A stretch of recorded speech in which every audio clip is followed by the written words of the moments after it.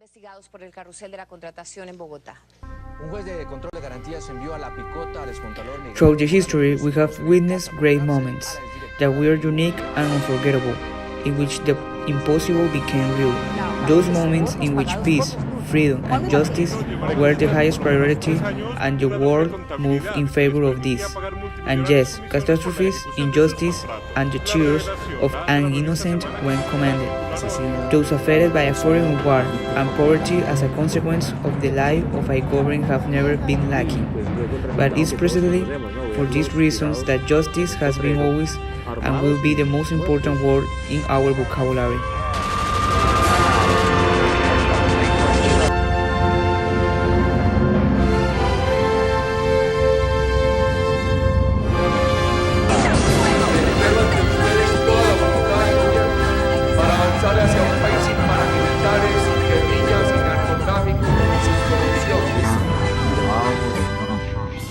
Although the concept that is applied to this word is of moral principle that inclines to act and judge respecting the truth and giving each one what is his due, when we focus on the real world and their needs, we understand that more than a word, it is a motor in life. That only through this there can be a true coexistence, a community or society. Because what kind of world would we live in if there were no consequences for people who have committed crimes?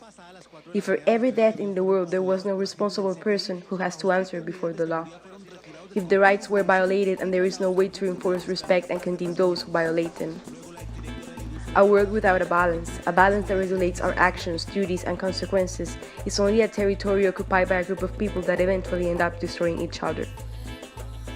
Justice is not giving or giving things to humanity, but knowing how to decide who owns it by right. Justice is ethical, fair, and honest. It is the constant will to give to each one what is his or that feeling of rectitude that governs the conduct and only observes all the rights of others. However, it is a fact that even though there are systems of government around the world implemented to act in favor and to ensure that there is true justice in each nation, there are always several cases that show their ineffectiveness. In the case of Colombia, there are different factors that influence this, which are what the law of our constitution establishes, and make us wonder if there is really justice in Colombia. Odebrecht, Traficar, school canteens, Interbolsa, the Guajira, the poster of diapers, the carousel of hiring and escrow are some of the terms that just mentioned that are directly related to our honorable Colombian government. Serious cases of corruption carried out by those cartels who will have to seek to stop these acts by the position, the function that they occupy in the country.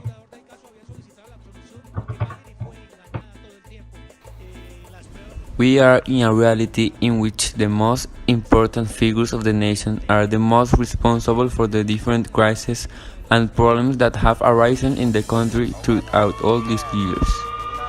Those responsible for malnutrition and hunger in the Guajira, the lousy health system, violence, social and economic inequality, and the unfortunate habit that has acquired the Colombian to accept the unfair by considering that there is no way to demonstrate otherwise.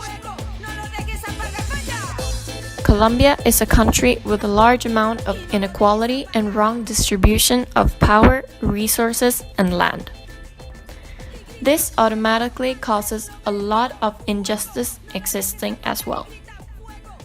One of the main concerns is about corruption.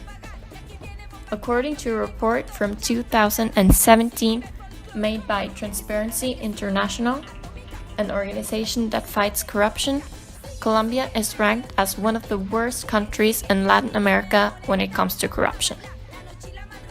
Colombia, joined by other countries such as Mexico and Venezuela, had negative results in different indicators. For instance, bribery and corrupt police officers. Due to the fact that this survey was filled out by more than 22,000 people, we can clearly use this as a wake-up call. The corrupt society must go. Although the most recent peace agreement is intended to lay the foundations to this equal and fair society, in order to achieve this, action must be made. We are all aware of what is happening. We know of the things that those officials comment, and even so, we proceed to let ourselves be influenced by their lies and deceptions. If we are aware of the truth, why do we ignore it? Why do we allow the law to be managed and manipulated, all at the convenience of those who have the power?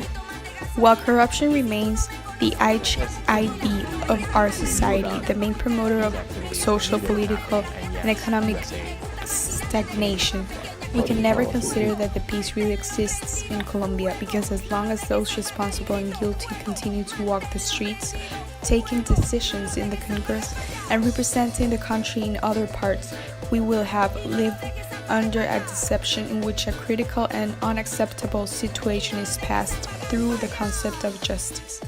For this to really exist, it is necessary that the Colombian system works, that the sanctions are safe and imperturbable, that the social or economic position does not refine if you are more or less than a common individual before the law, that the courts function effectively and so that a single process does not take more than the expected time, that the crimes do not accumulate to finally be forgotten and absolved, and that the Colombian is really aware that injustice anywhere is a threat to justice everywhere.